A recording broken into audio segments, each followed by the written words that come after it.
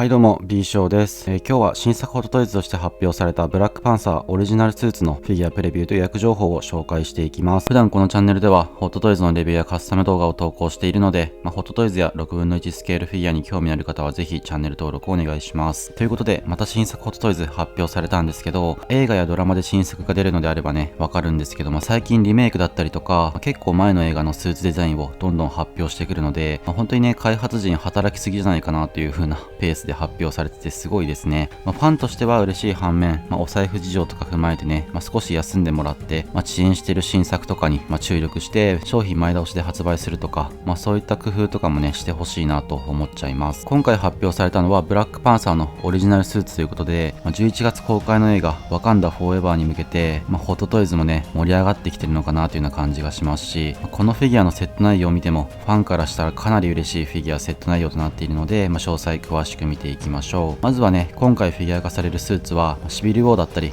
ブラックパンサーの1作目の冒頭でナキアを救い出すシーンで着用していたようなデザインのスーツで、非ナノテクスーツになっています。なので見た目は結構ごついというかマッシブな印象が強いスーツになっていますね。で、過去作シビルウォー版と比較した画像を公式が出していて、右のMMS363 っていうやつが過去作で MMS671 が今作になってるんですけど、こう見比べてもねスーツの模様がはっきりした感じとか、胸板の厚さもマッシブな造形にアップデートされていて、今回ほぼ別物と言ってもいいくらいいい方向に改善されたなと思いますね。で、このようにプロトタイプ同士を見比べてみても、スーツのデザイン、特に溝とか首のネックレスの部分はかなり細かく作り込まれていて、本当に進化していて素晴らしいことがわかりますし、素材というかね見た目も高級感が増していいんじゃないかなと思います。過去作のものもマッシブさはあったんですけど、素体自体のスタイルにだいぶ依存していた感じがあって、ちょっとね個人的にはあまりかっこよくないと思っていたんですけど、今作については2作目のブラックパンサーやキルモンガーのように、スーツの裏地にスポンジのようなパッドを貼り付けてボリュームを出してる感じだと思うので、より自然で映画の体型に近いような造形になってると感じましたし、ウエストなんか見てもね以前のように細すぎず自然な体型で本当にかっこよくなったなと思います。そして今作のフィギュアは可動域もかなり広そうで、今回公開されたプロトタイプの画像を見ても、本当に色々なポーズを取ることができそうですし、それぞれね躍動感のあるかっこいいポーズ再現できるかなと思います。ブラックパンサーのナノテクスーツのホットトイズもシワとかね、スーツが伸びることを考えるとあまり動かしたくはないんですけど、あのフィギュアもかなり可動域広くて色々なポーズ取ることはできるんですよね。ブラックパンサーシリーズの素晴らしいところはね本当に可動域にもあると思うので、今作も楽しみにしたいと思います。で、今回足の甲の部分にも可動ポイントがあるので、細かいところまでこだわったポージング楽しめるのではないでしょうか。スパイダーマンとかもねトモホのスーツについてはこの可動ポイントあるんですけど、新作で発表されたトビー・スパイディとかアンドリュー・スパイディについてはこの可動ポイントがないんですよね。それがね結構納得できないというか、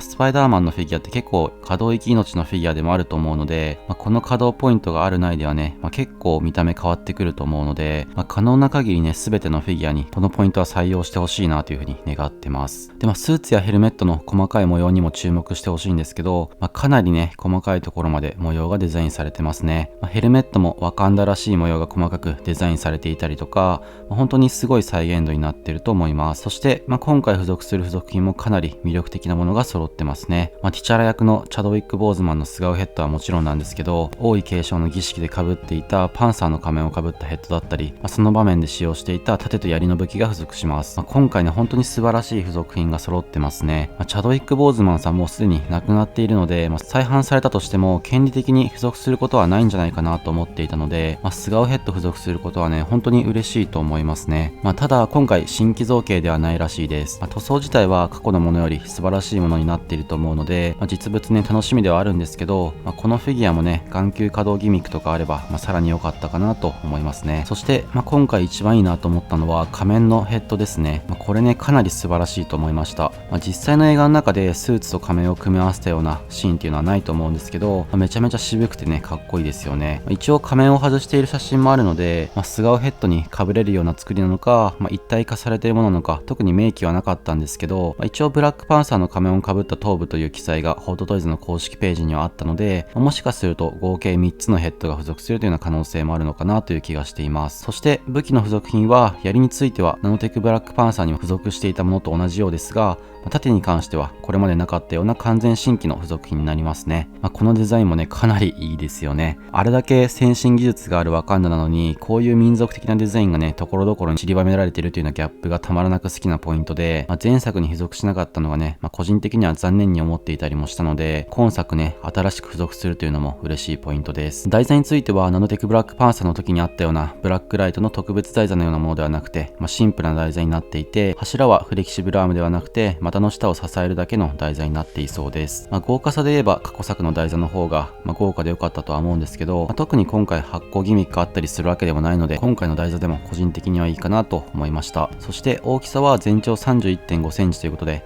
過去作の2つとね、同じような大きさのようですね。続いて価格と発売時期についてですが、この情報についてはまだ国内サイトでは予約開始されていないので、国内情報は更新あり次第概要欄に予約ページの URL 記載しておくのと、コメント欄にもね、価格とか記載しておこうと思います。ただ海外サイトのトイズワンダーランドでは取り扱いが開始されていたので、そちらの情報を参考に予想を話していこうと思います。トイズワンダーランドでは一次出荷と二次出荷で価格は異なるんですけど、一次出荷の場合で約4万円ということで、過去作と比べて値上がりはしているものの、一応標準価格で取引されることにはなりそうですね。そして発売時期は2023年の第3クォーターから第4クォーターということで、結構早くて、もしかすると約1年後の、2023年夏くらいにはね、発売されるかもしれないというスケジュールになっています。で、価格については前回動画のアイアンマンマーク46とステルススーツ版のキャプテンアメリカの価格が9万円と6万円だったので、それを見た時に今後のホットトイズね、どうなっていくのか心配していたんですけど、あの2体については上海限定のプレミア価格だったようなので、とりあえず安心しました。なので国内価格の予想としてはトイサピエンスで4万5千円、育ちトイズで4万1千円くらいになるのかなと思うんですけど、ちょっとまだわからないので、発表あり次第ね、コメント欄などに記載しておきます。ただ過去作については2種類とも現在ではプレネがついていたりもするので、まだブラックパンサー持っていない人で過去作買おうか迷っていた人からすればちょうどいいというか、嬉しい人も多いんじゃないかなと思いますね。そして予約するか否か買う買わないかについてですが、このフィギュアについてはね、ブラックパンサーファンである以上、